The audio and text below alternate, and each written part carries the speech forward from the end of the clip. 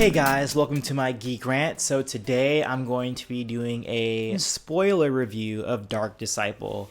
I already did my non-spoiler review on this video, so there should be a link somewhere for you to look at or somewhere. But let's get into it.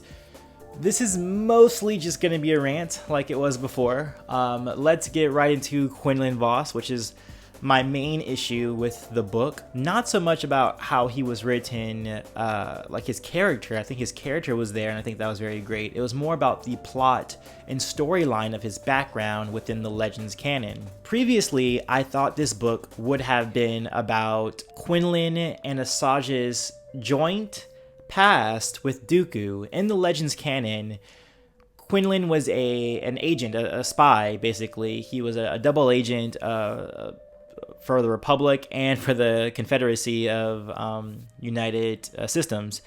And what was so interesting about that plot line is that he was getting in so deep that he really didn't know if he was really within the dark side or if he was still playing his role as the double agent. And it gets really complicated, but it's compelling because at the end of that storyline, he chooses the light and he chooses to reject the dark side as a personal choice. And it was his personal choice to get involved with the dark side in the first place.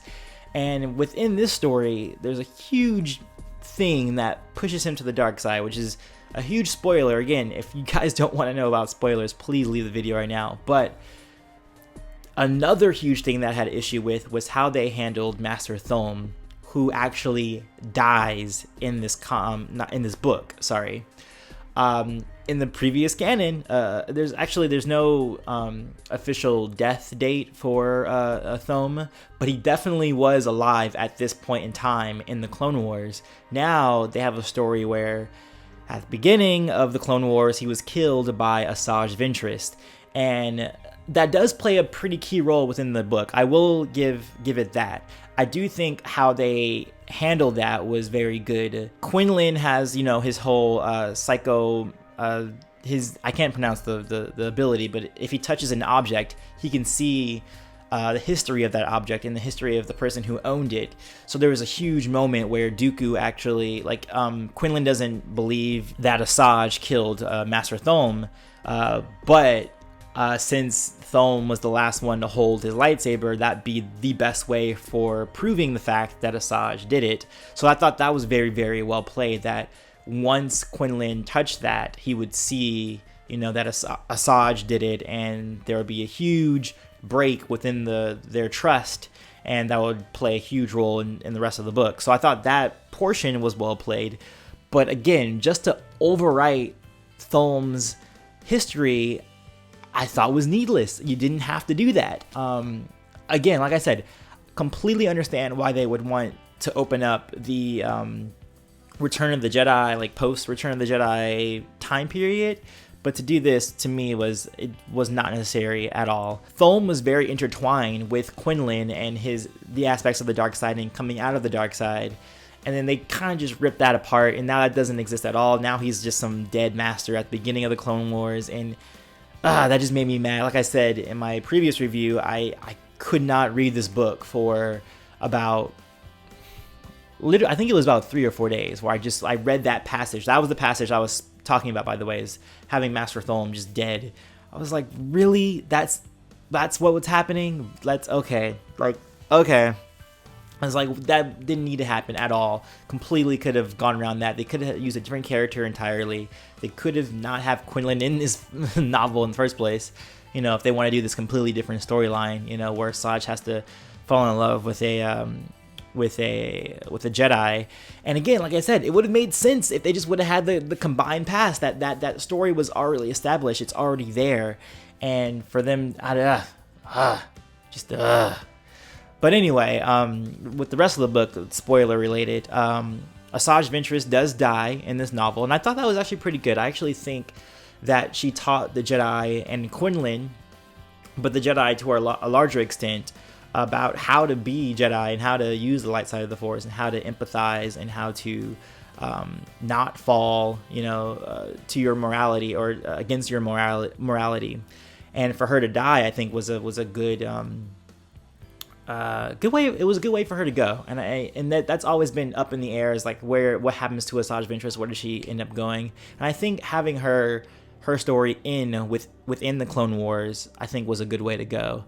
So I did enjoy that aspect a lot about the novel. That this is the final storyline of Asajj, and I like that was going to be in the Clone Wars series, that they were going to end her, because there's been a lot of characters that kind of are ongoing. Like if we have Darth Maul, for instance, he doesn't necessarily die. We don't know what's happening with him right now, but we have an ending, a solid ending for Ventress. I also thought the love story between Quinlan and Asajj was a lot very similar to Bastila and Revan, especially if you romance Bastila in the first Knights of the Old Republic video game.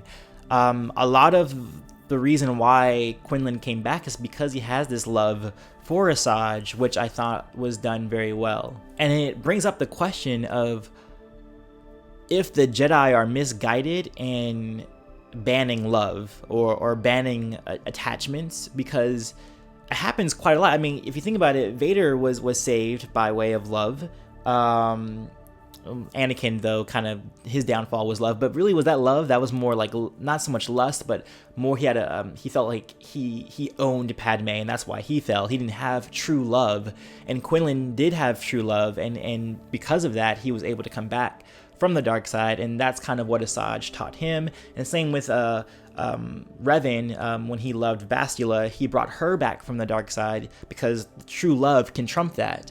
And I think that either maybe in the new movies or in more novels, we should explore that more, about why the Jedi shouldn't necessarily ban love, and more should embrace it, and embrace the healthy aspects of love, not the possessive love or like lust and things like that. That definitely should be banned. But I like that aspect was touched upon in this novel. I did also think that at first I thought when Quinlan was going to the dark side and he was like playing Dooku's agent, I thought that he was actually trying to get in closer to Sidious, because he's always was like looking for a way to like get in touch with Sidious. And I thought, oh, pretty smart. Okay, Quinlan's not really like on the dark side. He's just playing into it so that he can, figure out who this Dark Lord is, which is kind of like what Mace Windu was doing in Labyrinth of Evil. He was getting closer and closer to finding out the identity of Sidious and finding out that it was Palpatine and all that stuff.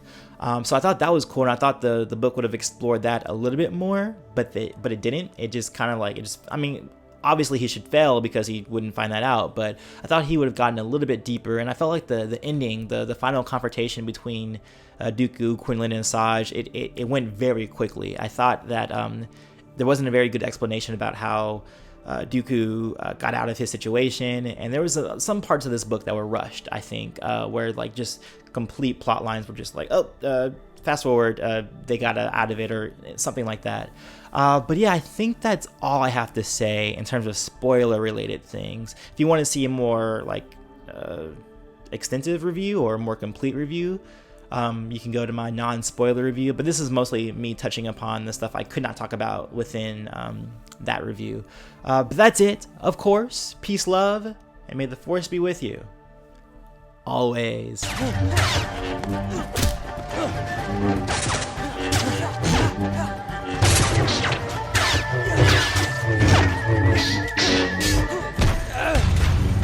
They nearly match each other physically.